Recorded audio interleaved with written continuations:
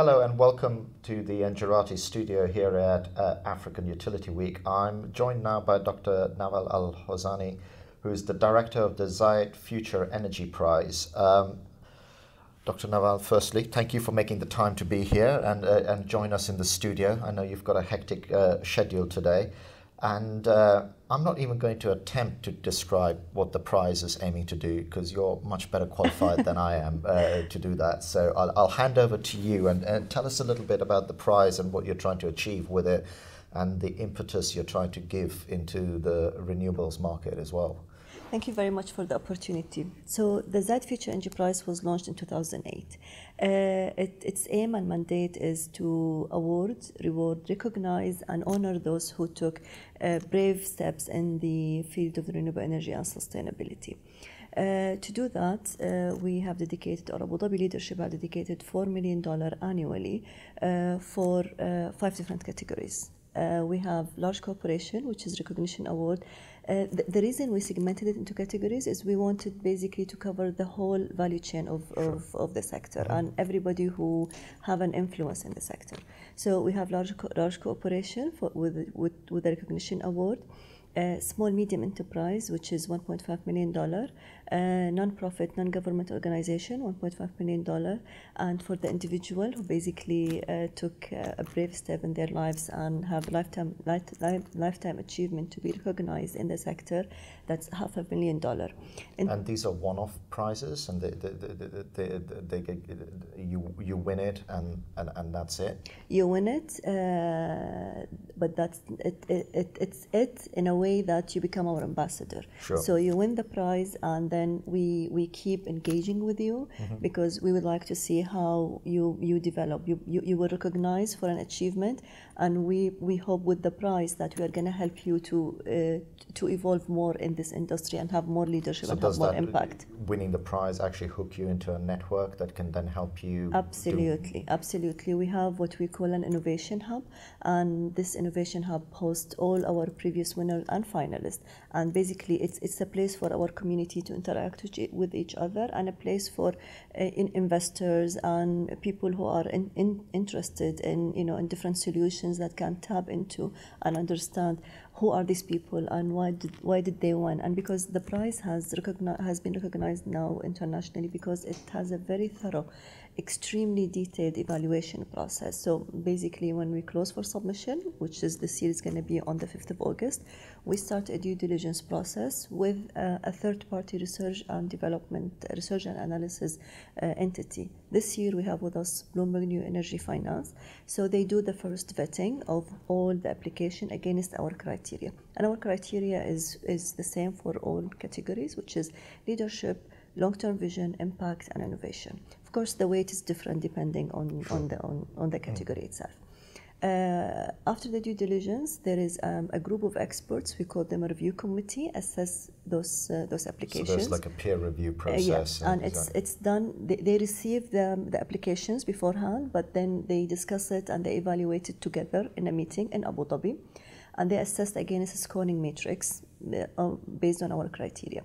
Then they shortlist the applications to another committee, which is a selection committee, and again a very high level diverse group from experts, either industry expert, academia expert, policy makers, a very, very diverse group, very high level, extremely recognized in the industry, and it's an international committees. Then the selection committee decides on the finalists, and the finalists get to be vetted and evaluated by our jury, which is extremely high level, again, heads of states, heads of international entities. There's quite a lot of... and it's everybody involved, because Yeah. the prize holds the name of the founding father of our nation, Sheikh Zayed. And we want to make sure that the process is extremely thorough and integral and keeps the integrity of the prize. And from that process now, our previous winner has been recognized internationally. Like, for example, when Ban Ki-moon selected the high-level group for the SE for All, some private companies were selected to join this high-level group. And I was told that the selection of these companies was based on them winning the Zayed Future Energy Prize, because the process has been extremely thorough. They've been through such a rigorous selection process in the first place. And in 2013 or in 2012 for 2013 cycle, we launched a new category, which is a global high schools. And it's very different than the other categories. So the high schools is basically awarding a future project, not unlike the other categories where we look at the impact and the innovation and what this company or this organization has done so far, or the individual. With the school, because we wanted to have like a fair play for all the schools globally, because it is a global high school, we have segmented it into 5 prizes covering 5 geographic regions. So we have Americas, Europe, Africa, Asia, and Oceania. And this prize is for college students? High schools. High schools, right. From grade 9 to 12, depending on the schools. So basically, the reason we chose high schools and not college is because at this age and at this stage of their lives, the students will start to shape their decisions. Where I'm gonna specialize, what's gonna be the way I'm gonna think. It's kind of they are adult, but they are not yet in the phase that they shape their ways. They are still they are still deciding exactly. Yeah. So we wanted them to engage in an important sector, which is again renewable energy and sustainability. And again, it's a very simple process. The school has to apply with a business case or a business plan that they want to do something in the school that addresses one of the 3 elements of the sustainable energy for all. So either improve the energy efficiency of the school, introduce renewable energy to the school and to the community, maybe depending on the location of the project, and or energy access. So this is really trying to sort of galvanize a sort of grassroots movement as well, in terms of people, at that formative age, tuning in to maybe even if they don't end up working in the renewable sector, but they've got an awareness of it and understanding of the impact that their choices will have. So they have, the children or the youth have a very big circle of influence. So they have peer pressure, they have their parents, they have their schools, they have their their community. So it's a very interesting group to tap into, and they're the future basically. They will make the decisions for the future. So that's why we're very excited about this prize, and it brings a different flavor to even to the award ceremony that's going to happen this year in January. I can imagine it would liven things up a little bit. Absolutely. I think absolutely. This year we had a school from Tanzania, Kiria School, and it was so amazing to have the kids on stage and being so friendly with our Crown Prince and Queen Rania, who was in attendance for the award ceremony. And it was so refreshing to see their videos on what they want to do with the project. And because we make it, part of the process is the students has to be part of the designing the project. So it's not only, the principal and one of the schools come and design the proposal, and they want to fix the doors and they want to fix the windows, and they send this application with the name of sustainability. We want to make sure that the students are engaged and they are part of this application process, and they will be part of the implementation process as well.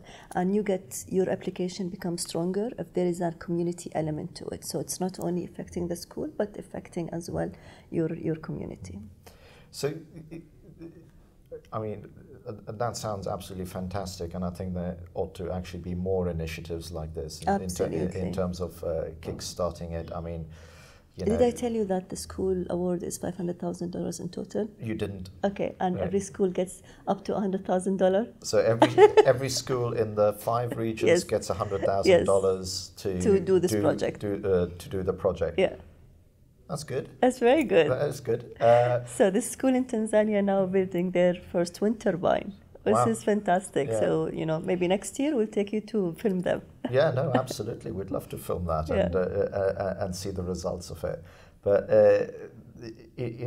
but I always find, in terms of a bigger thing, and you read a lot in the press and everything, and you still have prizes like Google's X Prize to take a man back to the moon, which is, I don't know how much they're putting in there. I think it's like, it's not an insignificant amount. Yeah, absolutely. But I think those, well, it's my personal opinion, I think those prizes are misguided because our biggest issue isn't going back to the moon, it's about solving the energy issue we've got here right now. And in a week where for the first time we've gone over 400 parts per million of CO2 in the atmosphere, with the work, with your other hat on in terms of the Masdar Institute and Masdar City and things like that, where do you think is the biggest scope of opportunity from either renewables or sustainability in terms of getting close to solving the energy? I don't think it's either or, I think it's both.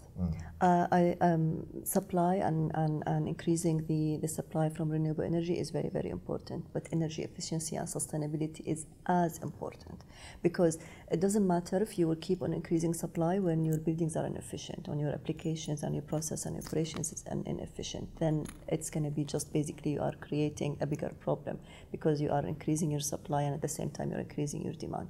So I think they go together, and that's why in Masdar City we're very, very proud of this project because it's zero carbon. It is a very, very small amount of carbon, which is the embodied carbon in the building, but that's not the problem. It's not only about the carbon. The carbon is one thing. The other very important thing is how you make your building to be very efficient and basically guides the behavior of not only your occupants and your visitors, but brings this legacy, and then whoever comes or passes through this city will have something to take back with them. As they say in forensics, every contact leaves a trace. So we want to make sure that the trace of this city goes with everybody who visit that place. At the core of Masdar City, we have Masdar Institute of Science and Technology, and with the research that the students and the faculty are doing, is we are trying to achieve solutions in a longer term, and some of them for short-term issues that addresses challenges related to one of the things that everybody talks about is like PV panels are great, but they get so dusty and cleaning them consumes a lot of water. So sometimes you want to address one of these technical challenges is how we can achieve clean PV panels without consuming a lot of water. So our students work on things like that and bigger things because that's one of the things which people don't actually realize is that in some renewable technologies, the amount of energy that goes into manufacturing, well, PVs, I think, maybe have tipped that, but it certainly used to be the case where the energy it takes to manufacture the PV, you got to have it running for God knows how long before it actually recoups that energy in process. Yeah, but it is a cycle now being addressed in everything. Like the same when you talk about the batteries. So every technology you have to reach a tipping point of learning of the learning curve has to happen, and it's a very new industry. So it has evolved dramatically. Do you think it's scary how new the industry is when you actually try and think about the global energy challenge? That it ought to actually be more mature than it is? Well, it is maturing very quickly. It is maturing fast enough? It is the fastest growing. It's the fastest growing energy in the world. It is like you look at it now and you see more renewable energies being new renewable energy utilities being put in than the traditional one. So it is growing. It is growing, very fast. You don't expect renewable energy to grow as fast as, for example, the telecommunication industry because it's a different scale, and yes, I don't like that comparison. And people keep on comparing. You can't compare. You can't compare. And it's not going to be the same results. But there is so much happening there. Like Masdar, for example, 2 years ago, 3 years ago, inaugurated Khema Solar, which used the technology of and still I think the only one that is operational until now, that use the molten salt in storage. So you have the CSP plants that's operating 24 hours already. You have, we have Shams one, which is the largest CSP plant. So you do have a lot of solution that is, coming on board. And those solutions are are great, and it's fantastic to see it. And a place like Masdar City, I suppose, is unique because it's a greenfield site designed from the ground up to be. What are the key lessons? I suppose there's sort of challenges in what I call sort of, if you want to take that analogy, brownfield sites. Places like London where you can't suddenly go, right, okay, well, it might be the right thing to do. We're going to level this and No, put it. no, that's not the right thing to do, because there are so many other things that you can do. So many more sustainable things that you can do. Building retrofitting is, as an industry, is growing very, very fast as well. You can now, improve the efficiency of the building by having a minimum intrusion on the historical value of the building. So you can, you receive this solution that's emerging on a daily basis, and you can, add a small layer of to the inside walls of plaster that improve the U value of the wall dramatically. You can add a different sheet to you just remove the glass and have another glass, remove your frames and have other frames. And when you multiply those increments by, it's dramatic. It's a massive thing. What do you think is, because Engerati is a slight hybrid. We are I suppose, in part a media company in terms of producing media assets like this, but we're also a network for our delegates who attend these events. It's power and utility companies, but increasingly we're also seeing people who are looking at micro-generation projects coming to shows like this. What do you think is the message that we as an industry need to give out there to, in our own small way, help accelerate the adoption and this awareness? I know you say it's happening, and it is happening. It is happening, but it needs more. It needs definitely. So what do you more. think we can do that is more? If you were to blue sky for a second. Money is no object right now. Well, money is very important. The finance is very, very important, and nobody can deny that. But I think what's more important, and you touched on it when you were talking, introducing it, is the awareness. There is I don't know how to describe it, but I'm astonished with how much ignorance there is out there about this industry. There's preconceived ideas about what is not working, not as it's being looked at as more of a challenge than an opportunity, and it's not being tapped into as an opportunity. You don't. A lot of people say, fossil fuel will never deplete. It doesn't matter. People did not move away from That's Stone a whole Age. Other discussion. Yeah, but people did not move from Stone Age because they ran out of stone. That is a different debate. That's the future. Yes. It is the future of the energy.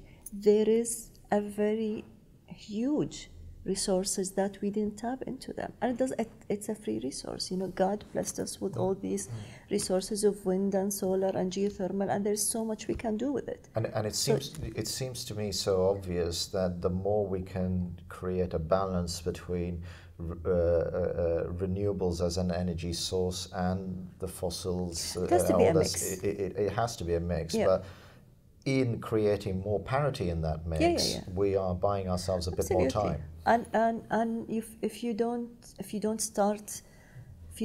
create the market, and if you don't start having these applications, a smaller scale application or utility scale application, you will never reach the parity because the prices will stay up. So you have to encourage this sector. The sector is still a baby. It needs to be nurtured. It needs to be encouraged. It needs to have the opportunity to grow. It needs to have this awareness, to this support. So it's great to have this network, because in these networks, people sometimes seek small practical tips and ideas, and have these successful case studies that they can look at, and they can share this knowledge. These platforms are fantastic. Having a conference like this, the conference that we have in Abu Dhabi, which is the World Future Energy Summit, you need these platforms, because at these platforms is where you exchange these challenges and share the opportunities, and have the know-how, like what works in Africa maybe it's not going to work exactly in the same way in Europe, but there are certain step. There is a process that one can follow. But also you create those collisions of people coming at the problem from all sorts of different angles, and that, who knows what that can spark. Absolutely, and it's all you know, it's fantastic. It's so much positive energy that comes out of it, because it's not only, you know, when we speak about knowledge sharing, it's not only what works that's important. What didn't work is more important, because it's very important to understand why this did not work. Well, we learn more from our failures than we do from our successes. God, don't I know that personally? So there we go. Dr. Nawal, we've come to the end of our time here, and it's been a pleasure talking to you, genuinely. And thank you for joining us, and obviously thank you for attending this conference. And like you said, it's great to have these events where minds can meet and perhaps foster something else. And I'd like to thank you for watching as well. As you know, on Engerati we have a lot of case studies, not as many as we would like, but we're getting there, so bear with us. A lot of case studies, a lot of white papers, and over 600 archived presentations from events like this around the world, so I hope you enjoy that. And great interviews like this, so thank you for watching.